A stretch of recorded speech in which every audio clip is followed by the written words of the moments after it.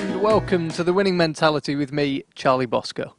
Now, over the next few weeks, we've got interviews coming up with stars from Formula One motor racing, motorbiking, and amongst several others, sport climbing, which coincidentally is going to be at the Tokyo Olympics in 2020, so now is the time to get clued up on it.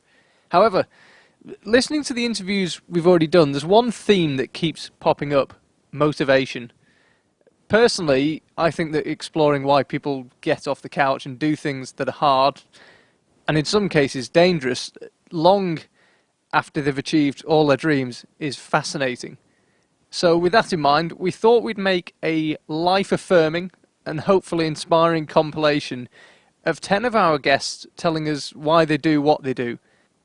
Money isn't mentioned once, happily enough, and the motivations given are all very different, but equally insightful and interesting. First up, here's Professor Damien Hughes explaining how and why motivation comes from inspiration and not from fear. One thing that strikes me, actually, you talk about the cultural architects, Carlos Puyol at Barcelona being one of them. Yeah. They seem to have this extraordinary inherent motivation, and I think motivation is something that is not that well understood, certainly not by the layman. Yeah. And I remember Clive Woodward, who coached the England rugby team to the 2003 World Cup win, saying he thought motivation was nonsense, because if you have the right people in the room to start with, they don't need to be motivated. You don't need to motivate Carlos Puyol. You don't need to motivate Martin Johnson, who was the captain of that 2003 Rugby World Cup winning team. Do you think that motivation is just inherent in each person? I think motivation's... if you look at the etymology of the word, this is where it gets interesting. Motivation says, why do you move from A to B? So why do you do anything? We all have to have a motivation to get up in the morning, because the act of getting up is true to the etymology of the word.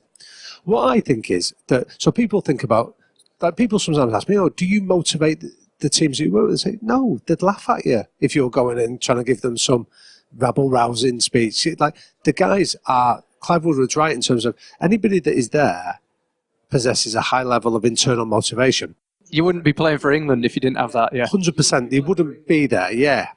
But then what becomes interesting is, what drives you?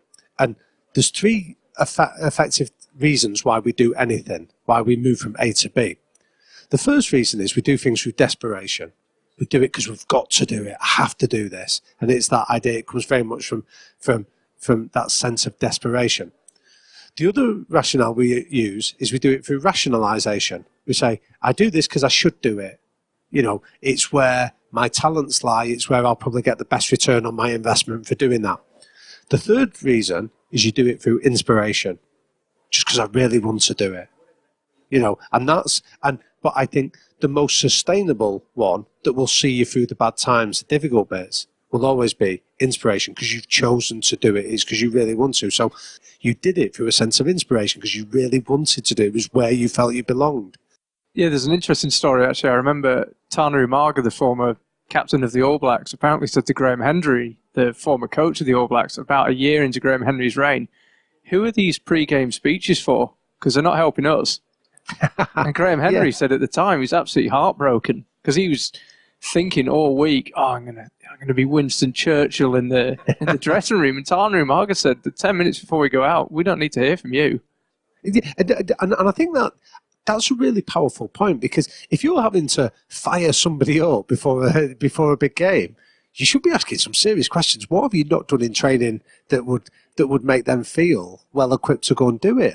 At that time, either get out of the way, or you're calming them down and making sure that they're going in with cool, collected heads. So I think there's a perception from outside, and I do understand it, that it is all about giving Churchillian speeches and getting people bouncing off walls and things like that. The reality is these are guys that, if you've done your job in the culture you've created and in the training sessions, they know what they're doing.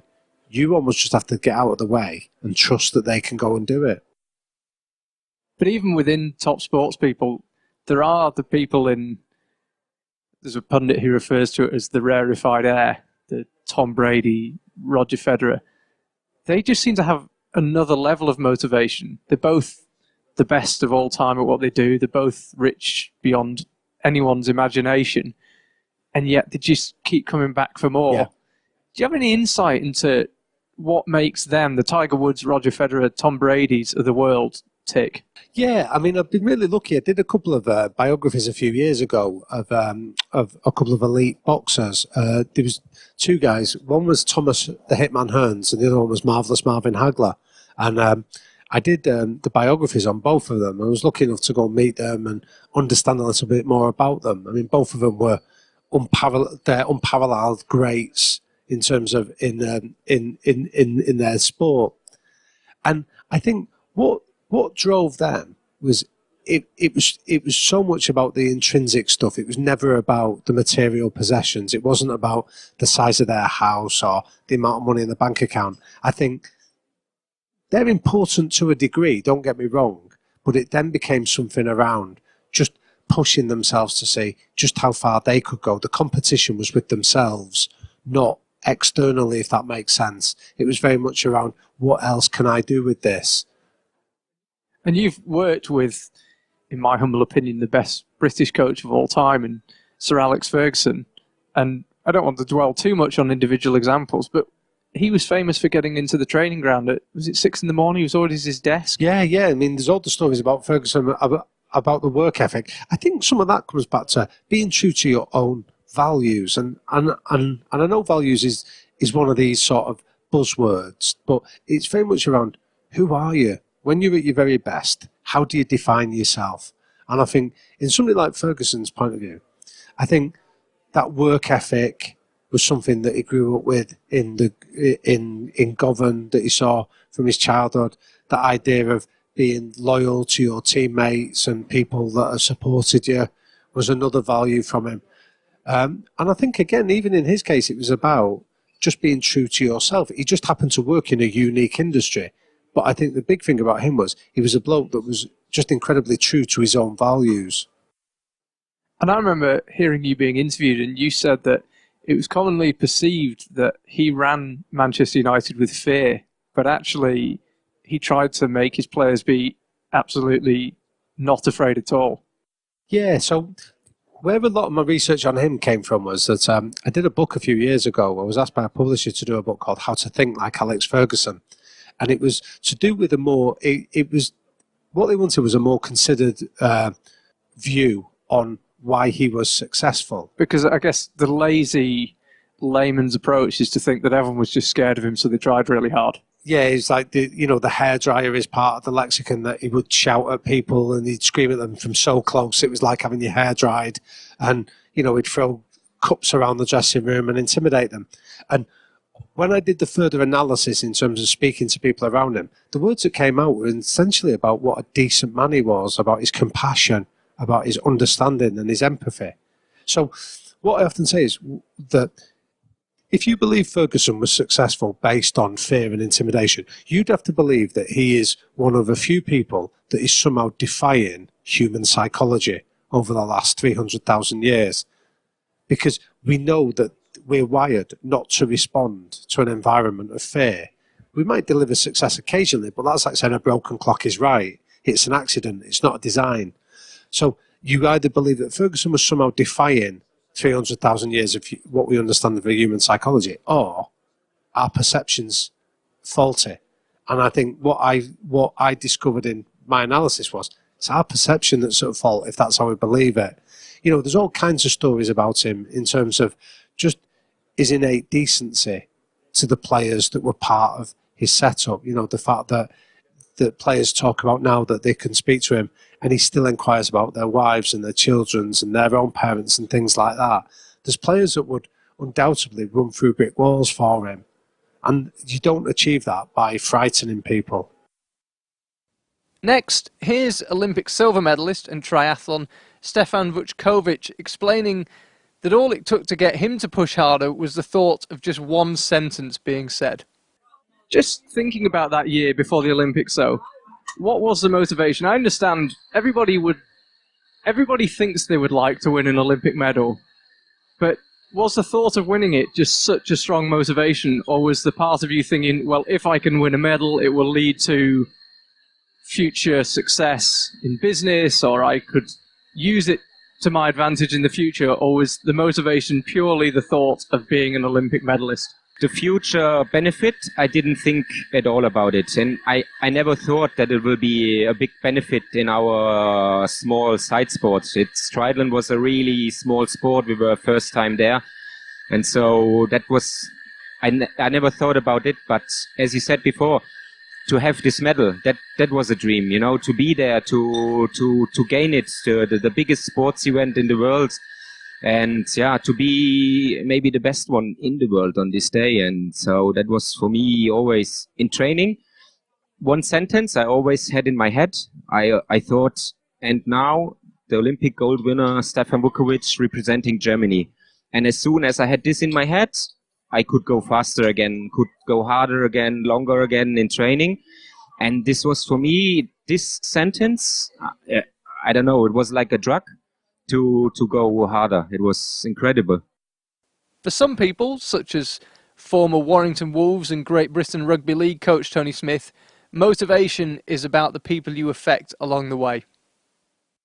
Yeah, it's a lot to do with the people that you work with. It's, you know, I'm in coaching because I like relationships. I like developing relationships. I like helping people become better if I can, and seeing change and developing people and myself along the way. The challenges of getting up and travelling, and they're just little things that, you know, you got to do, or the choices that you make and along the way. But yeah, I love my sport for many years. There's some aspects of it that I probably challenge at the moment about some of the way it's been played, etc., etc. But, you know, overall, I've loved my sport and many other sports throughout the years. And it's, you know, the sense of belonging and sense of creating something and creating something special and being part of it. But it's, you know, the camaraderie that it brings. You know, I love team sports in particular. I'm fascinated by some individual sports and by the individuals themselves and how they've got to motivate themselves or inspire themselves to get out of bed and go and train as hard as they do. But the real fascination for me is the complexity of working with teams and so many different personalities. And as a coach, that's very challenging, you know, because you've got to connect with so many different people yourself, but getting them to connect with one another is another complex, you know, part of coaching. You know, it's not only about my connection with the players that I've had over the years, but getting them to connect with one another and getting them to, you know, connect with the other coaches and that you provide for them, and getting your staff to work and connect with each other. You know, I just find that all very complex. And so to have success within any team sport, or any sport really, but any team sport or business, you know, it is so complex. We talk about sports being simple or looking like they're simple. To be successful is very, very complex. You need a lot of things to line up just right or close to just right. But there's so many things that can go wrong, and also you need a lot of things to go right to be successful. So it's the whole combination of it. It's which fascinates me. Rugby league, I do love it, but you know, it was probably my vehicle to enjoy the development of people, but development of myself as well. Now time for two skiers, both of whom seek constant improvement. We've got extreme skier Tom Grant, who explains why minimising risk while simultaneously striving to always be improving keeps him motivated to keep up his frankly brutal training regime. I have actually trained with him a couple of times, so I can attest to that one. But firstly, here's Freeride World Tour 2017 champion Lorraine Huber. And were you naturally competitive? Are you drawn to the element of competing directly against someone else? You know, I've thought about that a lot. I don't think I'm a very competitive person. That might sound really strange. I'm obsessed with improving myself. So although, of course, if you're in freeride comps, you're directly in comparison with the other riders. I feel like freeriding, you're not skiing against anyone. at least I don't see it that way. I'm just skiing the line that I've planned. It's awesome to watch the others because it's very inspiring and it's good to get ideas, but it's always about how can I get the best out of myself. So when you look back on a comp, are you satisfied if you feel you've done your best? It's not about medals and first places. This is something that I learned quite a few years ago, that you need to, or at least it helps me, separate your personal performance from results. So if those are linked together, then it could mean that you had the best run of your life, but you might have only come third and you'd still be disappointed, although you just had the best performance of your life. And it could also mean that if you win, but it wasn't maybe even your best performance, you know, you like if it's, or let me explain it maybe differently, like the result is one thing and your own personal performance is the other. So if I have just thrown down a line with my best personal performance and I came third, I can be genuinely happy about that. And then, of course, because you come third, it gives you really a lot of incentive to say, okay, well, what can I improve? You know, what's the next step for me so I can get maybe to that second place or that first place? And that, for me, has always been a huge motivational factor. Obviously, the reason you need to keep your cool is it's dangerous, and risk is a big part of it. What is your approach to risk, and how do you draw the line? My approach to risk has changed over the years, but it's something that I'm still attracted to taking risks. And taking a certain amount of risk, I think, is healthy. Why are you attracted to risks, just out of interest? Because a lot of people go out of their way to avoid all risk. What is it about it that appeals to you? What do you think you get out of risk? I think it's unnatural to go through life without taking physical risks. That's how it's in our DNA. We were hunters in prehistoric times. Humans have always taken risks, whether it's been in wars, in hunting. I think it's unnatural to actually avoid physical risk. In everyday life, do you think that risk is beneficial? I know when people have a near miss, say in a car crash, maybe that night they'll tell their wife they love them or they'll kiss their kids one more time. Do you think that taking physical risk makes you a better person and improves other areas of your life? No, I don't think so. I think taking too much physical risk can be a very selfish thing to do, but there's no easy answer, and people who take a lot of risks for their own fulfillment often have trouble justifying to loved ones. I don't think that taking risks makes you a better person, but it makes you sometimes understand things about yourself, and if you're doing an activity that you find fulfilling, then you're going to be a happier, more confident, more fulfilled person that's going to be of more benefit to the people around them. So I think it's important to be connected to who you are. And if who you are is having adventures and taking risks, you shouldn't suppress that. As you mature and as you get more experienced at taking risks in the mountains, your approach is naturally going to change. And at first I had this need to really test myself and to see if I could do it.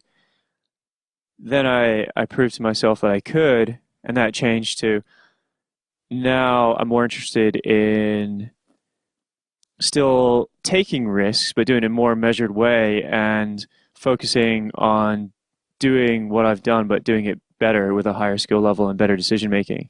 And what's the motivation now? You just said you wanted to prove to yourself you could do it. You've now proved you can do it. You've skied one of the biggest unskied faces in the world.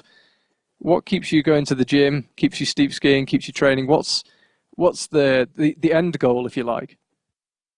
There's always so much room for improvement, and I love skiing. I just love to be on my skis and feeling that connection with the mountains and with the snow. And I feel like I can really express myself through skiing. Also, skiing is something that you can never really master. It's very technical. There's a lot of subtle decision making. There's a lot of subtle techniques. There's a lot of subtle judgment. It's very psychological and very physical, and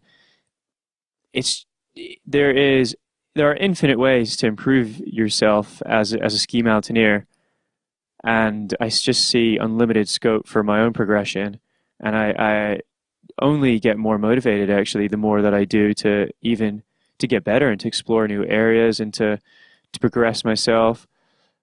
I think it's there is a good quote that I like, how we're all apprentices of crafts that we can never master. And I think that's very true that's how I see skiing. I think there's a lot of value in trying to master something and having a very high skill level in something. So what I really value is really diving deep into a certain craft, and I chose skiing and steep skiing in particular to be my craft, and obtaining just a deep level of knowledge and skills in relation to that. I don't think there's as much value in life in general as necessarily dabbling in a lot of different sports or activities or whatever you choose that your craft is going to be. I think there's a lot of value in aiming for a level of mastery in that, but also knowing that you can never fully master it. That's really interesting, actually, that it's the improvement you seek. Rather, a lot of people would reach your level. I mean, I don't want to upset anyone, but you're probably Britain's best ski mountaineer. I know you're half American, half British. We'll give you to Britain for that one. But it would seem to most people that you have mastered it, and yet it's the prospect of improving that interests you. Yeah, it's a prospect of improving because I see a lot of scope for improvement in my skiing. And it's also the prospect of doing what I want to do, but doing it with a bigger safety margin. The more time I spend in the mountains, the more my eyes have been open to the dangers and a lot of friends lost. It scares me, and I'm probably more worried about my own safety than I have been in the past. So I'd like to keep on skiing these big runs, just doing it with a bigger margin of safety, and also to be able to improve my own technique and my own decision making, my own awareness. I think it's really interesting, and it's difficult because it's such a delicate balance between your own psychology, but that's what fascinates me. Sticking with the theme of risk, here's ocean rower Margaret Bowling recounting her harrowing experience of trying to row across the Bass Strait and how it made her question how much personal reward is worth what you put your family through. It was very difficult because, I was in constant communication throughout that night with my support team. So I'd had I had someone in the UK and someone in New Zealand providing 24-hour support. And so, I was talking to them on the satellite phone, and then they were relaying information to the Australian Maritime Authority, to AMSA, who were then calling me. And so there was a lot of dialogue back and forth. And then the support team were keeping our families in the loop because we were in a very precarious situation. And there was one moment where one of my brothers rang the other and said something to him about what was happening. And the manner in which he delivered the information made Owen think that I had died just for a fraction of a second. And then my mother also was half a world away in India at the time and woke up in the middle of the night having had this sort of dream or intuition or something about rushing water and knew something was wrong. And they all thought I was going to die. So I think, the thing I took from that was how far are you willing to push your family for personal achievement? Yeah, and I think that's a really hard thing to wrestle with. And I think it's probably the bit of adventure sports that's probably missed by people observing them. And I know that before I got into mountain sports, and I used to be into skydiving and things like that, the risk seems quite glamorous. And you think it would be quite cool, and it must be cool to know what it's like to be quite close to being killed, and actually it's not very glamorous at all, and you actually find it quite hard to look at your family afterwards. Yeah, I mean, it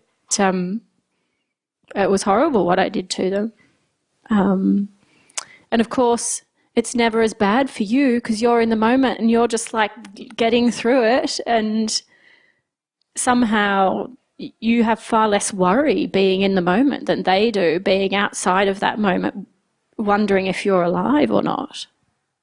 Yeah. And the other thing is, if something does happen, you're probably the only person it doesn't affect. Yeah. It's yeah.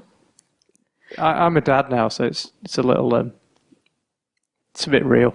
Yeah, yeah. Anyway. But, all of that said, again, with some digestion and reflection, I thought, okay, about a year later, it struck me, I faced that, I could probably do something like that again. Actually, after the terror and something that made me almost cry when I was telling you about it, my reflection a year later was, okay, I've like crossed this fear boundary now, what's next?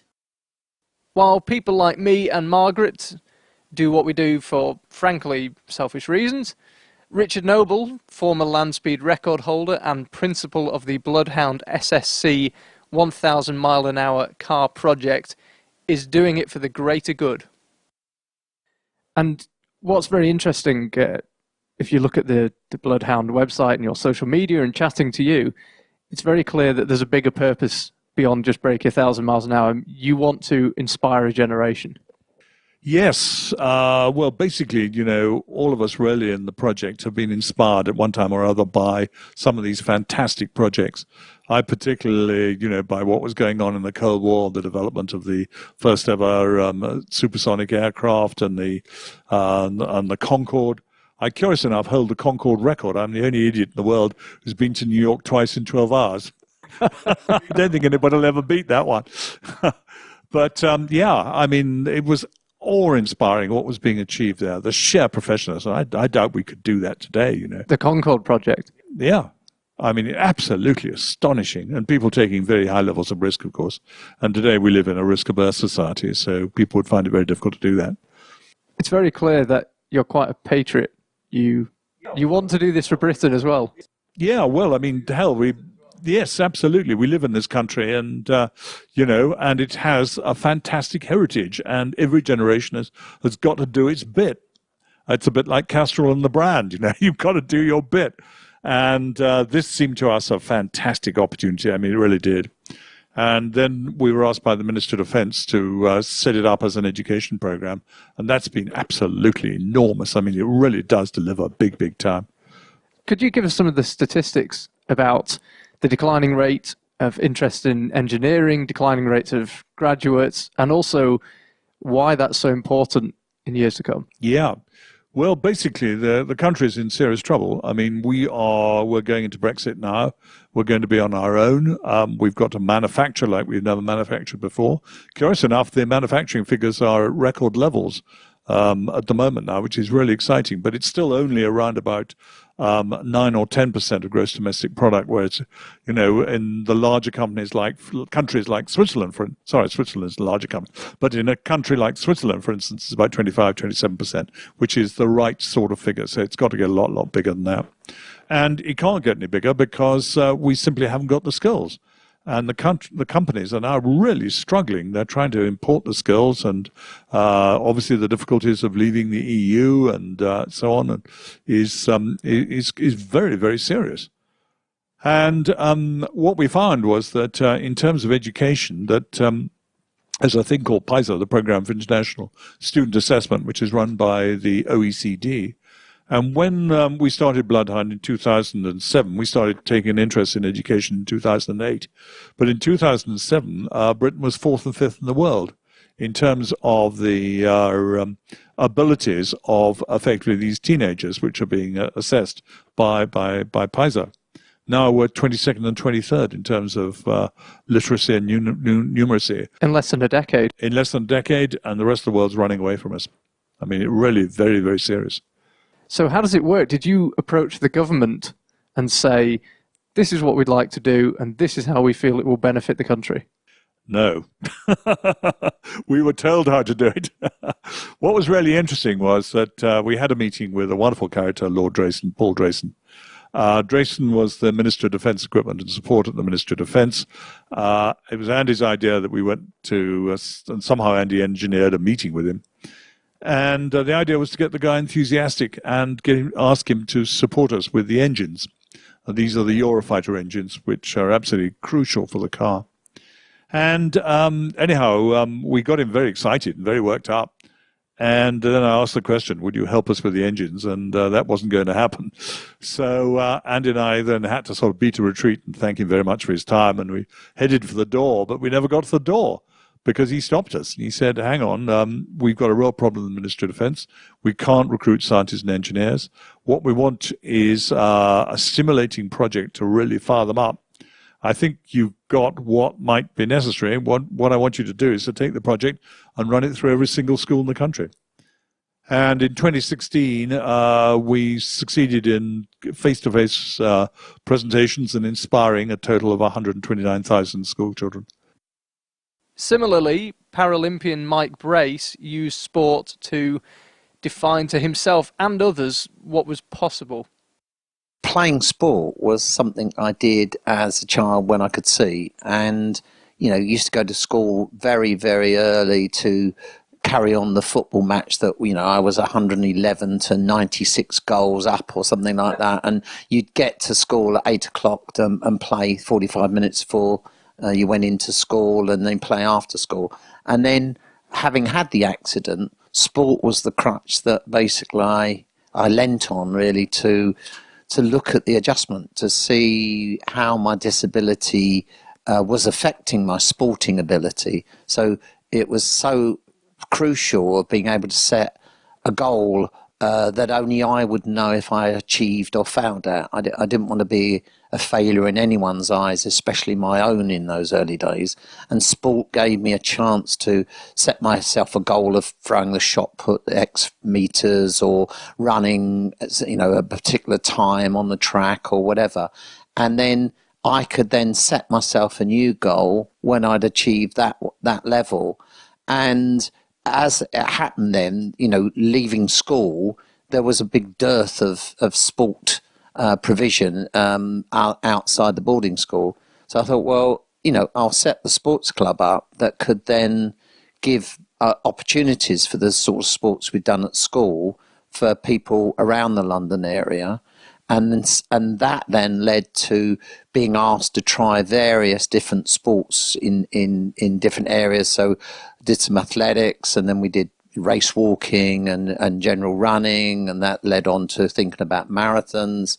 And then within the middle of all of that, we were invited to go to a ski event in Norway. And I must admit, I thought they were completely bonkers. The thought of blind people on skis. I think I'd seen The Last Day of the Lemming film on one, where they were plopping off the cliff one by one. And I had visions of these blind people suddenly lining up and gradually dropping off one by one. But we went over there and I really got the bug. I just thought this was fantastic because I did cross-country skiing. So it's where you're zooming along either with a guide in front or behind or whatever, giving directions. But suddenly after, 15, 16 years of being blind, I, had something I could do where you weren't relying on holding on someone's arm or behind a guide dog or whatever. Or using a stick. You could just go out and have that total freedom of movement out in the outdoor, which was just marvelous. And so we then really got fanatical about going over and having a go and training. And just as we'd been for the second time, they announced that they were going to have the first Winter Paralympics in 1976 in Sweden. And would we, as cross-country skiers, like to trial for the British team to compete? And so two friends and I basically said yes, definitely. Started to train down at Aldershot and got selected for the first Winter Paralympic team, Winter Games in 1976. And basically that was the beginning of my love for skiing, but then involvement in sport, both in competitive levels, but also then in managing different sports and going on to be involved with the Paralympics. It seems as if at the start, we touched earlier on your almost defiance. Did you see sport initially as a way to prove to yourself and others what you could do? And then it evolved into enjoyment? I think partly that. I think partly it was, again, this whole self-awareness, self-fulfilling ambition that you wanted to test out your abilities to the full. And certainly competitive sport at that level really was the nth degree on that. And then after that, you were then able to provide those opportunities or show other people that, you know, this was possible, and therefore getting other people to try the sport was pretty fantastic. And then through that, starting to challenge people's perceptions of you and of disability generally. Changing tack a bit, here's Olympic medalist and world champion Chris Akabusi explaining what happens when your motivation fails, but you keep going anyway for the wrong reasons. Correct me if I'm wrong, it's about the only time I've heard you sound as if you were experiencing ambivalence. It's athletes say you know when it's time to go, and I hear you're so incredibly passionate about life and everything you do to the maximum, and you make the most of every day, and all these sentiments. And the only time I've heard you not sound like that is when you're retired. Good, actually, that's good, Charlie. You know, I didn't think about that. So, most athletes don't know when it's time to go. Now, after the relay in 1991, I was on fire Christian at the time. I was down in Southampton. And the pastor said to me, Chris, you've got what's called a mountaintop experience. It's phenomenal, it's fantastic.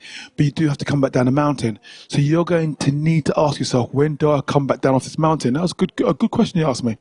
So through 1992, Olympic year, training wasn't as easy as it had been. Physically, yeah. I just wasn't up for it as much. You know, it hurt me so much more. It was a struggle. You know, half the time I only turned up at the track because Roger Black, who was my training partner, was at the track. And actually, I thank Roger, because if he hadn't been there, I might have turned up at the track. And you know, if you don't train, you can't deliver. So I turned up with him and I trained and I gave my best. And actually, funny enough, in 1992. I again broke the British record, so I ran my best time ever. But I knew this was it. This is my last year. You know, in May and June, my races were not particularly good, and I went away to warm river training, and boom, hit that track in warm river training, and just stepped up, and then went to Olympic Games, and bam, I came third, got my bronze medal both in the relay and the hurdles. But I announced I retired, and I'd retired, and I was very happily retired because I knew that all these young whippersnappers were around me, and it was their time, not my time, and I couldn't fight them off anymore. You know, so the fear of I could not fight them off anymore. But I got convinced in the following 1993 to come back out of retirement and run for the United Kingdom in the the Europa Cup, and that was a big mistake because I went out there. I went around 48.3, which was 0.6 of a second outside my personal best. I was still the best in the country, even though I hadn't been training properly. But I got beat in the Europe by the European. I'd not been beaten for about 5 years by a European. I got beaten by a European. I come second, I think, or was it third or fourth? I can't even remember. There's no relevance. No, I think I come second. I must have got points. I think I must have come second. I think I came second to Diagana, the Frenchman, who went on to be European champion and European record holder. So it was a good person to come second to, if there's any such thing as that. But I did myself a disservice. I ran around the circuit, earned a few bob, which is why I kept on running, because I was going to just run a few bob. And I went to Sheffield, put on my slippers, and Sheffield was my last race. And it was quite a weird one, because I knew that it was my last race. Last time I was going to run in front of a crowd. The promoter gave me a decent field, which I could beat, and I did beat them. But it was a very funny season because I was Mickey Mouse, really. I wasn't really, you know, the last 10 years, when I went into that arena, I wanted to be the best. That year, I was just doing it. I was just earning a few bob. I was just doing it. And if I'd been a gladiator, I'd have died that year. I'd have been killed, gone. You know, I should have been gone last year, but I did it for a few bob. And finally, here's the voice of cycling, legendary Tour de France commentator Phil Liggett, explaining that he does what he does for perhaps the best reason of all. He just loves doing it. You know, I keep going for so long because I really do love it. To me, it's never been a job. It's just being an observer of how the world in sport progresses, and you try and read those pictures and pass them back to the people you know are viewing. When I commentate on a cycle race, don't forget, in my early days, cycling was was they called it a Cinderella sport, but in most people's eyes, outside of a cyclist, it didn't exist. They just thought you're a crackpot. And at the end of the day, all I was doing was building what was a hobby into a profession. And, I make no bones about it. I've probably been one of the highest paid commentators in the world. And then it's all come through the silly sport of cycling in most people's eyes. Nowadays, it has a different aspect. Nowadays, of course, cycling is a major sport. Okay, we keep shaking off the drug scandals. And the amazing thing is that cycling is not the biggest drug sport in the world, but dope peddlers somehow has a better ring than a dope soccer player. No, I've enjoyed telling people, and my biggest, if I've done anything, I've progressed the sport and the pastime through passion to get people who were not interested in cycling into the sport and the pastime, either to participate, because cycling now is extremely popular as a means of transport, or indeed to commentate and enjoy the sport itself by introducing to the characters in the play. Thank you to all my guests for appearing and for their insight. And thank you as well for listening. I will speak to you next Sunday.